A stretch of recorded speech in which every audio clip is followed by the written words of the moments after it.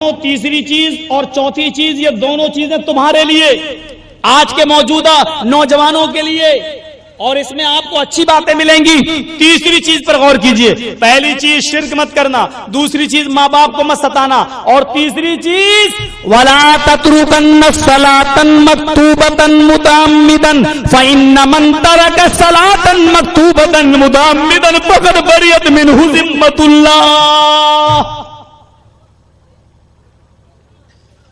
آئے ماس کبھی فرض نماز قصدن جان بوجھ کر مت چھوڑنا۔ انڈیا پاکستان کا میچ آ رہا، آخری اوور دیکھ لوں پھر جاؤں گا نماز پڑھنے۔ انڈیا آسٹریلیا کا میچ آ رہا ہے، دیکھ لو یار، میچ بار بار تھوڑی آتا، چلو نماز تو بعد میں بھی پڑھ لیں گے۔ فرمایا وَلَا تَتْرُكَنَّ صَلَاةً مَكْتُوبَةً مُتَعَمِّدًا، فرض نماز کبھی قصدن جان بوجھ کر مت چھوڑنا۔ اذان کی آواز آئی اور چلو نکلو اپنے گھر سے مسجد کی طرف جاؤ، نماز پڑھتے رہنا، فرض نماز۔ ہاں ایسا ہو سکتا ہے کہ کبھی آپ کو ایمرجنسی کام ہے، فرض نماز پڑھ لیجیے، سنت چھوڑ کے آپ چلے جائیے، ایسا کر سکتے، لیکن فرض نماز آپ کبھی، باپ بیمار ہے آپ کو لے کے جانا ہے لیکن جماعت کھڑی ہے، جلدی سے آئیے نماز پڑھ لیجیے اور سنت چھوڑ دیجیے اور باپ کو لے کے اسپتال پہنچ جائیے۔ فرض نماز قصدن جان بوجھ کر نہیں چھوڑنا ہے۔ آگے اللہ نے کیا فرمایا؟ فَإِنَّ مَن تَرَكَ صَلَاةً مَكْتُوبَةً مُتَعَمِّدًا، جو فرض نماز جان بوجھ کر چھوڑتا ہے، فقط بریت منہ ذمۃ اللہ، تو اللہ کی ذمہ داری اس کے اوپر سے ہٹ جاتی ہے۔ اب اللہ کی کوئی ذمہ داری نہیں، مرو کٹو جو چاہو، چاہے آسام میں کاٹے جاؤ گے، برما میں کاٹے جاؤ گے، تم گوہاٹی میں کاٹے جاؤ گے، جب تم نے اللہ کے احکام کا رعایت نہیں کی ہے اور اللہ کے اصولوں پر تم نے قیام نہیں کیا ہے تو اللہ کو بھی اب تمہاری کوئی پرواہ نہیں ہے۔ کٹو، دنیا میں کوئی ملک ایسا نہیں ہے جہاں ہم مارے نہیں جا رہے ہوں، جہاں ہم کاٹے نہیں جا رہے ہوں۔ خود مسلمانوں کے ملک کے حال دیکھ لیجئے، پاکستان کا حال یہ ہے کہ وہاں شیعہ اور سنی آپس میں مرے جا رہے ہیں، مسجدوں میں بمباریاں ہو رہی ہیں، آپس میں مسلمان کا قتل کر رہا ہے۔ آپ دیکھ لیجئے عراق کا کیا حال ہے، افغانستان کا کیا حال ہے، آپ دیکھ ڈالیے جو اپنے ملک ہیں ان ملکوں کا، لیبیا کا کیا حال ہے، انڈونیشیا کا کیا حال ہے۔ آج مسلمانوں کو کہیں دو گھوٹ پانی نہیں مل رہا ہے، کیوں؟ یہ اللہ کے رسول نے فرمایا تھا جب تم اللہ کی پرواہ نہیں کرو گے تو اللہ کو کی اوپر کوئی ذمہ داری نہیں رہتی ہے، اللہ کی کوئی ذمہ داری نہیں ہے۔ مرو کٹو، گاجر اور مولی تو پھر بھی چھیل کے کاٹی جاتی ہے، تم گاجر اور مولی سے بھی زیادہ بدتر طریقے سے کاٹے جاؤ گے، تمہیں پوچھا بھی نہیں جائے گا۔ جو مجرم ہوتا ہے اس سے آخری خواہش پھر بھی پوچھی جاتی ہے، لیکن تم کو اس طریقے سے مارا جائے گا کہ تم سے آخری تمنا بھی نہیں پوچھی جائے گی۔ فَإِنَّ مَن تَرَكَ صَلَاةً مَكْتُوبَةً مُتَعَمِّدًا فَقَدْ بَرِئَتْ مِنْهُ ذِمَّةُ اللَّهِ۔ کٹو مرو۔ نماز کا حال یہ تھا، ایک بار عمر ابن عبدالعزیز کا بیٹا، عمر ابن عبدالعزیز جانتے ہیں؟ عمر ابن عبدالعزیز ایک خلیفہ، ایک منسٹر گزرے، منسٹر، اسلامی منسٹر، اور مالک ابن دینار کہتے تھے کہ لوگ مجھے کہتے ہیں کہ بڑا نمازی ہے، بڑا پرہیزگار ہے، بڑا متقی ہے، بڑا ڈرنے والا ہے، اللہ سے بڑا ڈرنے والا ہے، لوگوں میں اللہ سے کہاں ڈرتا ہوں۔ مالک ابن دینار بہت نمازیں پڑھتے تھے، دن میں روزہ رکھتے تھے، رات میں اٹھتے تھے اور اللہ کی عبادت کرتے تھے، تو لوگوں نے ان کو اس حال میں دیکھا تو کہا مالک ابن دینار تو بہت زیادہ اللہ سے ڈرتا ہے۔ تو مالک ابن دینار نے جب سنا کہ اللہ سے بہت زیادہ ڈرتا تو کہنے لگے لوگوں اللہ سے میں کہاں ڈرتا ہوں، نماز پڑھ لینا اللہ سے ڈرنا نہیں ہوا، روزہ رکھ لینا اللہ سے ڈرنا نہیں ہوا، رات میں اٹھ جانا اور نماز پڑھنا یہ اللہ سے ڈرنا نہیں ہوا۔ اللہ سے ڈرنا دیکھنا ہے تو عمر ابن عبدالعزیز کو دیکھو، متقی و پرہیزگار دیکھنا ہے تو عمر ابن عبدالعزیز کو دیکھو۔ منسٹر ہے، سونا اور چاندی کا ڈھیر ان کے پاس آیا لیکن انہوں نے جوتے کی نوک پہ ٹھکرا دیا، دنیا ان کے سامنے منہ کھول کے آئی لیکن انہوں نے دولت کو اپنے ہاتھ نہیں لگایا۔ ایک قمیض تھی ان کے پاس، ہمارے پاس تو دو تین جوڑے ہوتے ہیں، 10 جوڑے، ان کے پاس ایک قمیض تھی، گندی ہو جاتی تھی تو اسی کو دھلتے تھے اور اسی کو پہن کر پھر بیٹھتے آفس میں بیٹھا کرتے تھے، اپنی ایک قمیض میں ایک کپڑے میں اپنی پوری زندگی گزار لی۔ فرمایا متقی اس کو کہتے ہیں کہ جس کے پاس دنیا آئی، سونا اور چاندی آیا اور اس نے اس کو ہاتھ نہیں لگایا اور دھتکار دیا جوتے کی نوک پر۔ یہاں تو سارا جھگڑا دولت کا ہے، اگر باپ بیٹے سے ناراض ہے تو دولت کی وجہ سے، بیٹا اپنے باپ سے ناراض ہے تو زمین و جائیداد کی وجہ سے، شوہر اگر اپنی بیوی سے ناراض ہے تو دولت و جائیداد کی وجہ سے، تیرے باپ نے ہمیں جہیز نہیں دیا، موٹر سائیکل نہیں دی ہے، اور بیوی اپنے پتی سے اگر جلتی ہے تو اسی لیے کہ تم نے یہ گھر میرے نام نہیں کیا، اپنے بھائیوں کو دے رہے ہو، بہنوں کو دے رہے ہو، میرا بھی تو حق ہے، مجھے کیوں نہیں دے رہے ہو؟ اور آج ایک دوسرے کا جو مرڈر اور جو قتل ہو رہا ہے، یہ ساری کی ساری چیزیں اسی دولت کے راز میں مضمر ہیں۔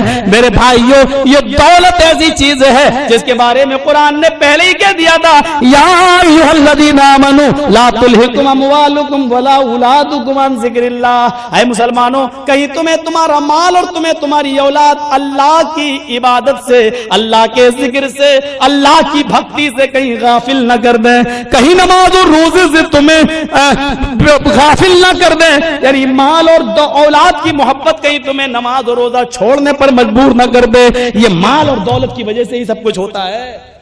بیٹھا ہے نوجوان، ارے بھائی اذان ہو رہی، تم جاؤ نماز پڑھنا ہے۔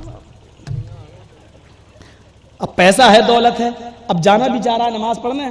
ہاں ایک فون آ گیا، ہیلو بھائی میں نے 4 ٹرک مال بھیجا ہے، 1 ٹرک میں نمبر 2 کا مال ہے، پولیس پیچھا کر رہی ہے، جاؤ ذرا جلدی جاؤ۔ اب نماز پڑھنے جاؤں کہ ٹرک رکھ دیا، فون چھوڑ دی، نماز بھاگ رہا ہے، اپنا مال چھڑانا چاہ رہا ہے، معاملات یہاں تک بڑھ جاتے ہیں۔ میرے بھائیوں، فرمایا جب غریبی میں تو نماز نہیں پڑھ سکا تو اب امیر بن جائے گا، جب تیرے پاس وقت ہی نہیں ہوگا اب تو عبادت کرے گا۔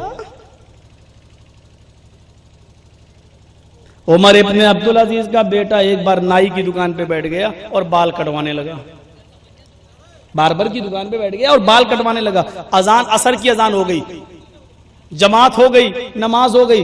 جب وہ مدرسے پہنچا تو کیا دیکھتا ہے؟ نماز ہو گئی۔ تو بعد میں اس نے وضو بنا کے نماز پڑھ لی، لیکن اس کے ٹیچر نے، استاد نے عمر ابن عبدالعزیز منسٹر سے شکایت کر دی، تمہارے بیٹے نے آج عصر کی نماز چھوڑ دی، اور عصر کی نماز کے ٹائم پر اس نے بال بنوائے اپنے۔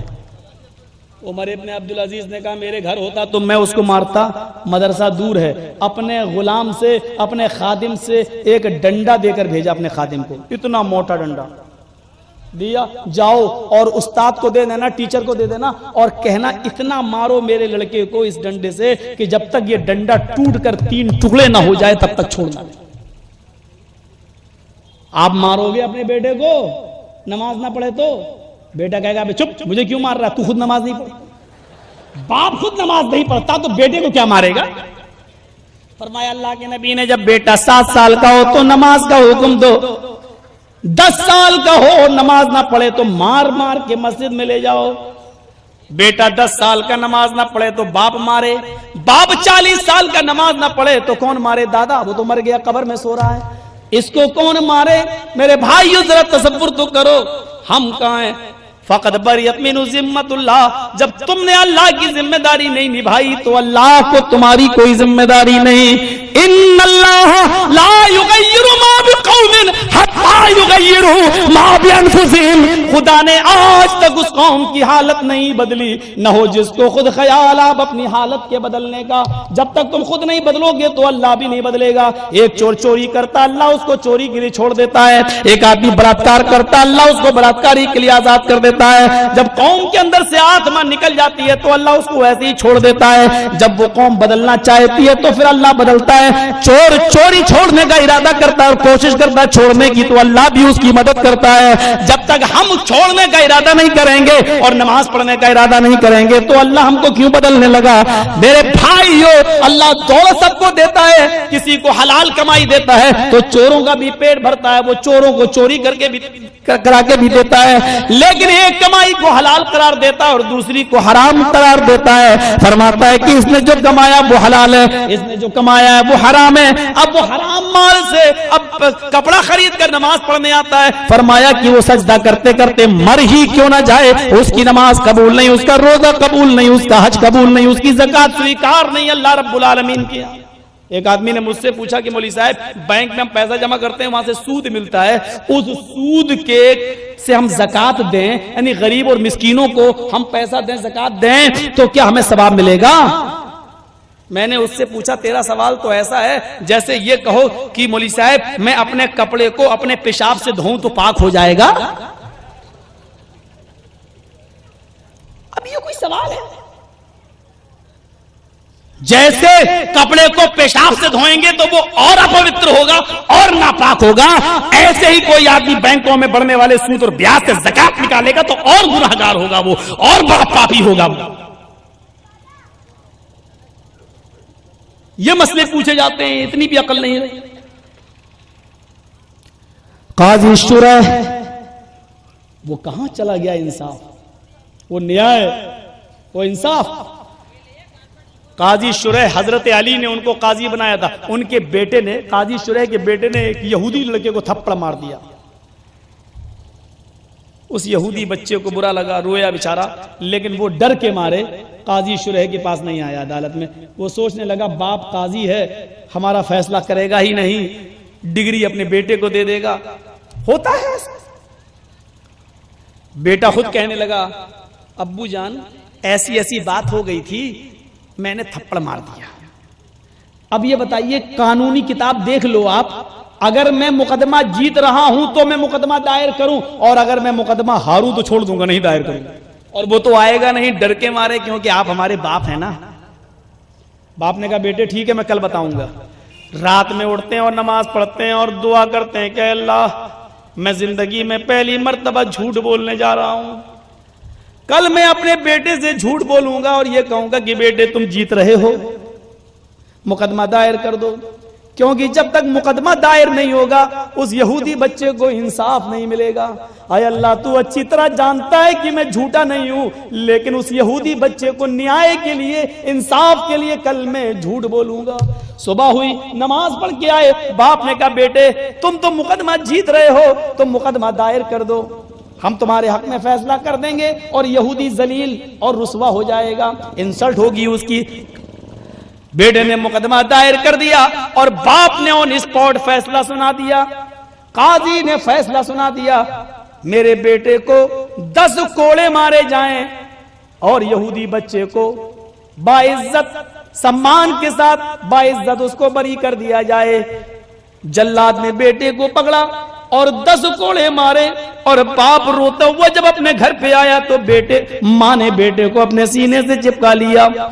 باپ نے کہا بیٹے ادھر آؤ، بیٹا کہتا ہے چپ رہو، آج کے بعد مجھے اپنا بیٹا مت کہنا، میں اپنی ماں کے پاس آیا ہوں، تمہارے پاس نہیں آیا ہوں۔ کہا بیٹے اللہ کی قسم میں تم سے بہت پیار کرتا ہوں، مجھے تم سے بہت پریم ہے، لیکن نیائے اور انصاف مجھے تم سے بھی زیادہ پیارا ہے۔ کل قیامت کے دن، کل پرلے کے دن اور مہا پرلے کے دن، ڈے آف ججمنٹ، فیصلے کے دن، کل جب میری ناانصافی کی وجہ سے مجھے جہنم میں ڈالا جاتا اور تجھے بھی جہنم میں ڈالا جاتا، اس سے بہتر یہ ہے کہ دنیا میں چند انسلٹیں برداشت کر لو تاکہ ایشور ہمیں اس دن انسلٹ ہماری نہ ہو۔ میرے پیارے بیٹے میں نے تمہیں سزا اس لیے دی ہے تاکہ یہودی بچے کو انصاف مل جائے۔ آج یہ انصاف کہاں چلا گیا؟ آج یہ نیائے کہاں چلا گیا؟ آج یہ واقعات کہاں چلے گئے؟ اپنے بیٹے سے جھوٹ بولتے صرف اس لیے کہ یہودی بچے کو انصاف مل جائے، اور یہ وہاں کی بات ہے جہاں حکومت ان کے ہاتھ میں ہے، جہاں مسلمانوں کی حکومت ہے، جہاں یہودی اپنی آواز نہیں اٹھا سکتے ہیں، ایسی جگہ پر یہودیوں کے ساتھ اسلام کا یہ معاملہ ہے۔ میرے بھائیوں اسلام کو بہت آسان ہے یہ کہہ دینا کہ یہ ٹیررزم کی دعوت دیتا ہے، یہ دہشت گردی کی دعوت دیتا ہے، یہ بہت آسان ہے جملے کہہ دینا، اور میڈیا والے یہ جملے اسلامک آتنکواد کے نام سے بہت اٹھا سکتے ہیں، لیکن آتنکواد کی جڑ کو سب سے زیادہ اسلام مٹاتا ہے یہ کہہ کر من قتل نفسا قتل الناس جميعا، جس نے ایک منشیہ کو قتل کر دیا، ہندو اور مسلمان کی قید نہیں ہے، قرآن کہتا ہے جس نے ایک منشیہ کو قتل کر دیا، چاہے وہ ہندو ہو یا مسلمان، سکھ ہو یا عیسائی، یہودی ہو یا جینی، جس نے کسی ایک انسان کو، ایک منشیہ کو قتل کر دیا، قرآن کہتا ہے، اللہ فرماتا ہے وہ ایک منشیہ کو قتل نہیں کر رہا ہے، قتل الناس جميعا، اس نے پوری دنیا کی مانوتا کو قتل کر دیا، پورے وشو کی انسانیت کو مار ڈالا۔ وہ ایک انسان کا قاتل نہیں ہے، پوری دنیا کا قاتل ہے۔ اگر ایک منشیہ کسی ایک کو گالی دیتا، تیری ماں تیری بہن یہ گالی دیتا ہے، تو ایک کو گالی نہیں دیتا ہے، وسطتا حقیقت میں وہ ساری دنیا کے لوگوں کی ماں کو گالی دیتا ہے۔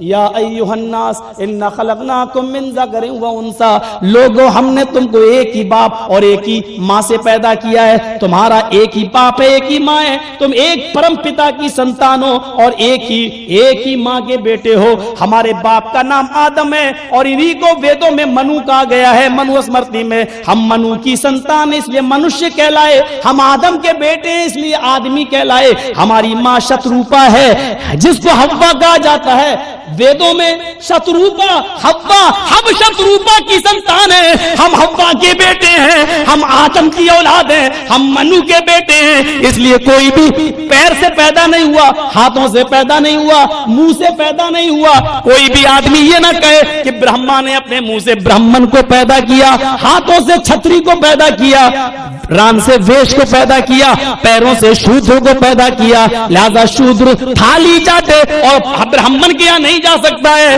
قرآن نے یہ سارے رسم مٹائے، اور حج کا میدان دیکھ لو، کالے لوگ اور گورے لوگ ایک میدان میں جمع ہوتے ہیں۔ نماز کا معاملہ دیکھ لو، ایک امیر آدمی آیا، حی علی الصلاۃ، یہ اذان کی آواز آتی ہے، یہ آواز پارلیمنٹ کے نیتا عبید اللہ خان اعظمی کے لیے بھی ہے، اور یہی اذان دلی کی جامع مسجد کی سیڑھیوں پر بھیک مانگنے والے بھکاریوں کے لیے بھی یہی اذان ہے۔ مولوی جرجیز بہت غریب ہے، امام اور عبید اللہ خاص بھی بہت امیر ہے، مولانا جرجیز کو کچھ مسئلے معلوم ہے، میں غریب ہوں لیکن مسجد میں آ گیا ہوں تو مجھے ہی نماز پڑھانا پڑے گی، اس لیے کہ دین کا علم مجھے ہے، اگرچہ میرے پاس کھانے کو نہیں ہے، پینے کو نہیں ہے، میں غریب ہوں، اور عبید اللہ خاصمی کو میرے پیچھے نماز پڑھنا پڑے گی، مشرف کو میرے پیچھے نماز پڑھنا پڑے گی، نواز شریف کو میرے پیچھے نماز پڑھنا پڑے گی، اس لیے کہ ان کو قرآن کا علم نہیں ہے، اس لیے کہ عالم کے پیچھے ان کو نماز پڑھنا پڑے گی، چاہے کتنے ہی امیر ہو، بادشاہ ہو، کوئی بھی ہو۔ جب یہ آواز آتی ہے اللہ اکبر اللہ اکبر، تو اس کی میننگ یہ ہوتی ہے اللہ سب سے بڑا ہے، تو بڑا ہے لیکن اپنے پارلیمنٹ تک، تو بڑا ہے اپنے گھر تک، تو بڑا ہے اپنی سٹی تک، میرے گھر میں میری مسجد میں آ تو اپنے بڑے ہونے کا تاج اتار کے آ، اور میرے گھر میں آ تو میرے اصول کو مانتے ہوئے آ، تجھے میرے غریب بندوں کے ساتھ کھڑا ہونا پڑے گا، تجھے پیروں سے پیر ملانا پڑے گا، کاندھے سے کاندھا ملانا پڑے گا، ایک ساتھ نماز پڑھنا پڑے گی۔ ایک غریب امیر سے کس پاس کھڑا ہے، غریب امیر کے پاس، جس کے پاس باہر بیٹھنا بھی گوارا نہیں کرتا، ہوٹل میں چائے پینا بھی جس کے ساتھ گوارا نہیں کرتا، یہ سوچتا ہے کہ یہ میرے معیار کا آدمی نہیں ہے، یہ میری کسوٹی کا آدمی نہیں ہے، اس کو ہم اپنے پاس کیوں بٹھائیں۔ نماز پڑھتا ہے تو کاندھے سے کاندھا ملا ہوا ہے، پیر سے پیر ملا ہوا ہے، ایک ہی صف میں کھڑے ہو گئے محمود و ایاز، نہ کوئی بندہ رہا نہ کوئی بندہ نواز۔ آج اللہ کے گھر میں تم سب برابر کی حیثیت سے آئے، کوئی بڑا نہیں ہے کوئی چھوٹا نہیں ہے۔ میں عمرہ کرنے کے لیے گیا سعودی عرب کے اندر، مجھے خبر ملی کہ سعودیہ کا بادشاہ آ رہا ہے، جماعت کھڑی ہو چکی تھی، اللہ کی قسم سعودیہ کے بادشاہ کو سب سے پیچھے جماعت ملی، سب سے پیچھے جگہ ملی، سعودیہ کے بادشاہ کے لیے آگے جگہ نہیں دی گئی، آپ بعد میں آئے ہیں، آپ کو جہاں جگہ ملی آپ وہیں نماز پڑھیے،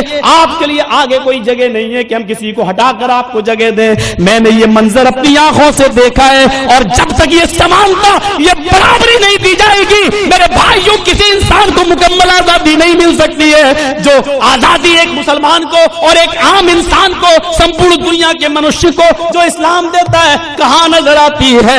افریقہ میں کالے اور گورے کا جھگڑا ہے، کہیں میرے بھائیوں کالوں کو پیٹا جاتا ہے، کہیں گوروں کو پیٹا جاتا ہے۔ ہمارا ملک ہندوستان بھی ایک بہت دنوں تک اس معاملے میں الجھا رہا، لیکن اب اللہ کا شکر ہے کہ جمہوریت نے اور سیکولرزم نے تمام چیزوں کو چھوڑ دیا ہے۔ ایک دلت کو بھی چیف منسٹر بننے کا پورا ادھیکار ہے، ایک دلت को भी पूरा प्रधानमंत्री बनने का पूरा अधिकार है और वो अपनी मेहनत और परिश्रम से वो भी बन सकता है। इस जमहूरियत और सेकुलरिज्म को मैं सलाम करता हूं मेरे प्यारे साथियों। अब आप अंदाजा लगा सकते हैं कि समानता किसको कहते हैं और बराबरी किसको कहते हैं। ये नमाज में आपको मिलेगी। अल्लाहु अकबर का माना यही हुआ, हय्या अलस सलाह का माना ये हुआ कि आओ नमाज के लिए। अब नमाज सबके लिए है, कंधे से कंधा मिलाना है, कदम से कदम मिलाना है। गरीब को इल्म ज्यादा है, विद्या इल्म ज्यादा, ज्ञान ज्यादा, तो गरीब को आगे बढ़ाया जाएगा और अमीर को उसके पीछे नमाज पढ़ना पड़ेगी। ये था मामला। चलिए 3 चीजें हो गई।